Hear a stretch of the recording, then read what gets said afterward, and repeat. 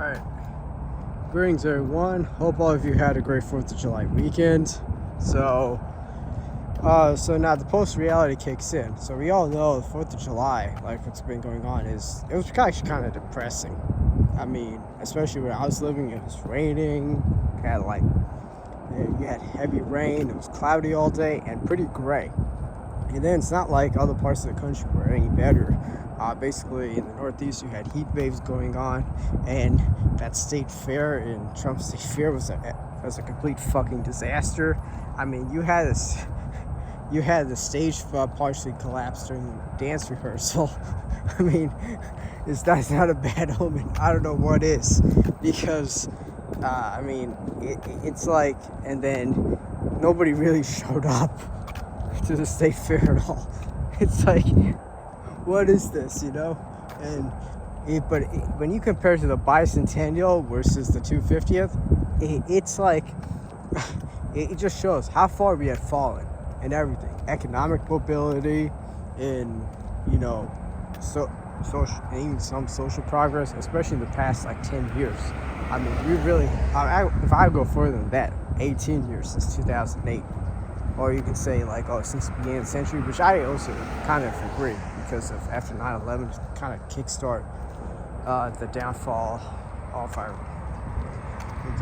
nation, So because first, they enacted the Patriot Act, which affected our freedoms and all. So that's where kickstarted, followed by 2008 and so on and so forth. Yeah, I think 2008 was a real dagger. But it just brings up a question, why a lot of people feel the way. Nobody's happy. Everyone is pessimistic of the future. And you ask people, they all say, I want to go back to this decade. I want to go back to that decade. And it just shows that, when people have economic anxiety, as well as, they're not sure if they're going to, and they see a government's not working for them. And then you see, go on social media, you see people are really hating on one another. That's not a sign of unity, and it's not a sign of people saying, oh yeah, the future for our country is bright. Nah, that's a sign of a country in decline. I mean, massive decline. I mean, we are living through the end of the empire. And it's no question about it.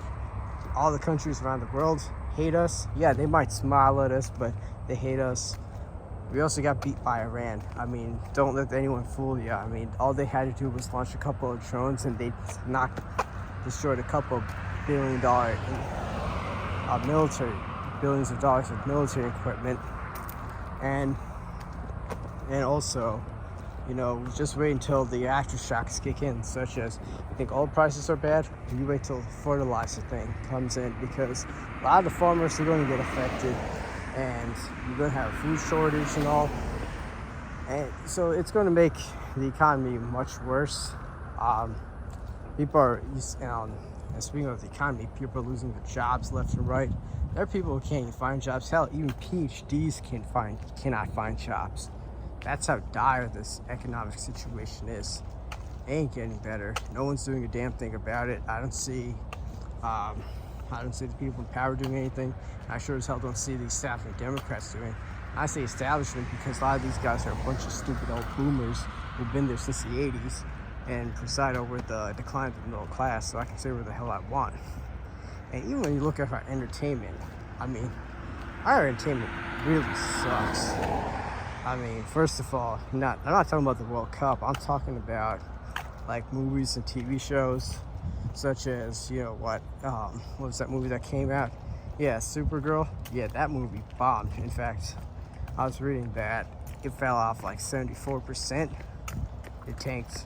Yeah, basically it made 74% less than the previous week, and I'm not excited for it. And I was a DC Comics fan. I'm like, yeah, whatever. It's probably the same old stuff, which I kind of seen billions of times. I was watching The Dark Knight, and that was a much better movie instead. So that's what I was doing for 4th of July. Probably not the best movie to watch during 4th of July, because when you read the dialogue and understand what the Joker's saying, yeah, I mean, there's a lot of truth to it, and it's kind of scary.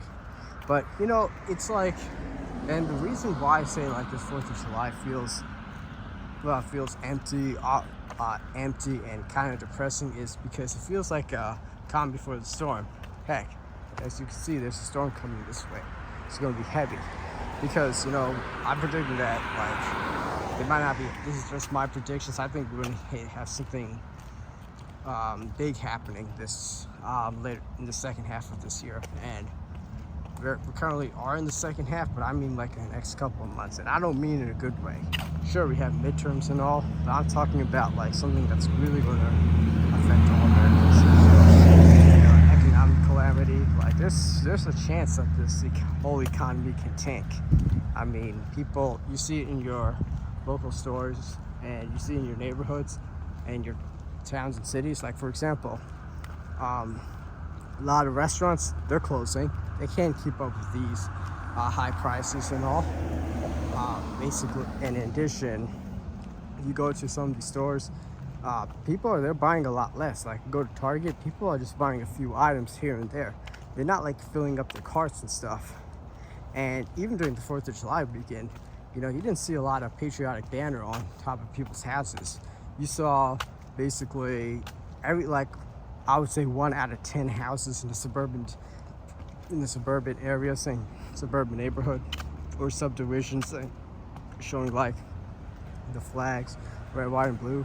But it also shows like a generational divide too. So, for example, like a lot of the boomers, they all like saying, "Yeah, happy 4th of July," all that stuff.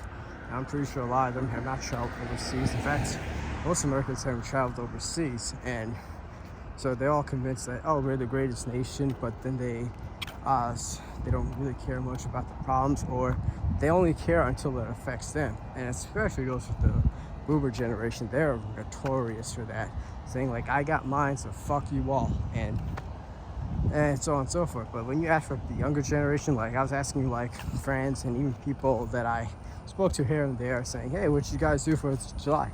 You know what they all said? Nothing. I'm staying home. Well, I'm just hanging out with my family, hanging out with friends. I'm not seeing no fireworks. I mean, sure, the weather sucks, but it just shows like what the mood and the atmosphere is overall. That nobody's excited, nobody wants to celebrate with the way that everything is going. I mean, for crying out loud, we have a president who's a freaking pedophile, or PDF file, whatever you like to call it. So it's something to be proud of, especially these days, especially with forget economic mobility. We live in freaking modern day slavery. Like I said in my corporate America's a scam video, it truly is, because you can work hard. There's no guarantee you're going to keep the job, and even if you did, all you get is the 3% raise. Whereas the executives who like to crash and burn their companies walk away with millions. It ain't no justice. The justice we have is guys who make small crimes, they get heavy time. But if you're like in 2008, where the big banks just destroyed our economy, they walked away scot-free. So that's how it is, and it doesn't have to be this way, but it just shows that when corruption prevails, when all you care is just about money, narcissistic, materialistic goods, and you treat kindness and decency as weakness, then your society or your country is going to fail. And I don't know how you come back from that. And it doesn't happen in one day. It takes years and decades.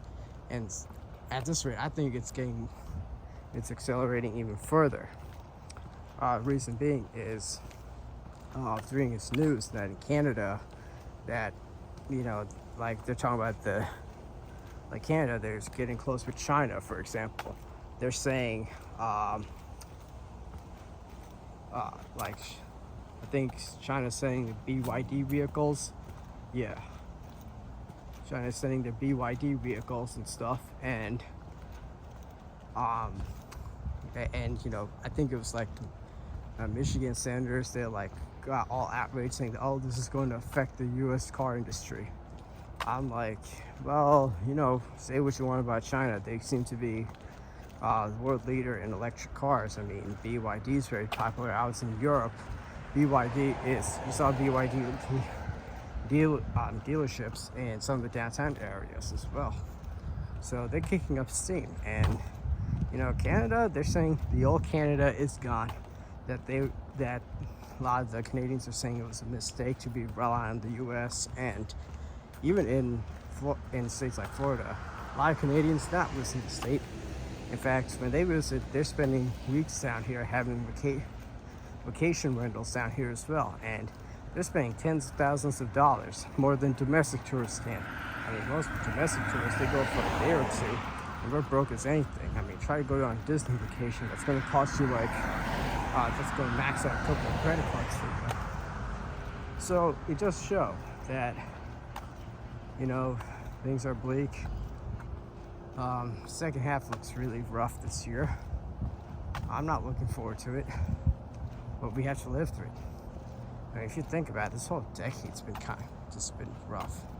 I mean, the enshittification of everything continues, and you have half the people asleep at the wheel, thinking that, oh yeah, not a big deal. This is normal. I lived through, the 90s, 2000s, 2010s, and let me tell you this shit ain't normal. This is not normal at all. This feels like, you know, the 1920s before the 1930s. And what I mean is, because the late 20s, you had the start of the Great Depression. In the 30s, what happened afterwards sucked. For 10 years, the 1930s sucked. Now, I don't know anyone alive during the time, but if anyone knows like how they survived through that time, you know, the sad part is you probably will not meet anybody who survived through that time, because sadly they all passed away. I mean, anyone who's lived during the Depression is probably gone now. I mean, due to old age. But the fact is, we could be, don't be surprised to see like another 2008. Because a lot of the fundamentals were not fixed. All we did was just pass Dodd-Frank, and that was like a band-aid on a gunshot wound. And there's no will to fix anything. So yeah, I expect to see more people being more divisive online. Expect to see the economy suck. Expect to see higher food prices, and then continued shitification of everything from our media to just about anything you can think of, like any of your favorite hobbies. Expect that to continue to possibly get worse. Anyway, yeah, that's my rant. You know, 4th of July was pretty sad and depressing, and you know, second half of the year is not looking promising. So welcome back to reality. I mean, I like to keep it real. I haven't thought of the solutions part. I mean, that's going to take time for me to think like what the solutions can be. I mean, listen, you know, so people I spoke to, some of them want to make an exit plan, and I don't blame them. Things are just getting worse out here. Because it's not like if you're just in the middle class. Now if you're in the upper middle class, things are getting harder too. Because people don't know what the future is going to hold. Not just 1 or 2 years, but even 5 to 10 years from now. Like if they're going to have a job or not, how they're going to feed their kids and family. Yeah, I don't mean to be bleak. I mean, I don't want to sound like a doomer or anything like that. I'm not being a doomer. I'm just saying what the truth is. So, yeah, so those are my thoughts right there. Feel free to like, comment, share, subscribe, and I'd like to hear your thoughts down below. Thanks.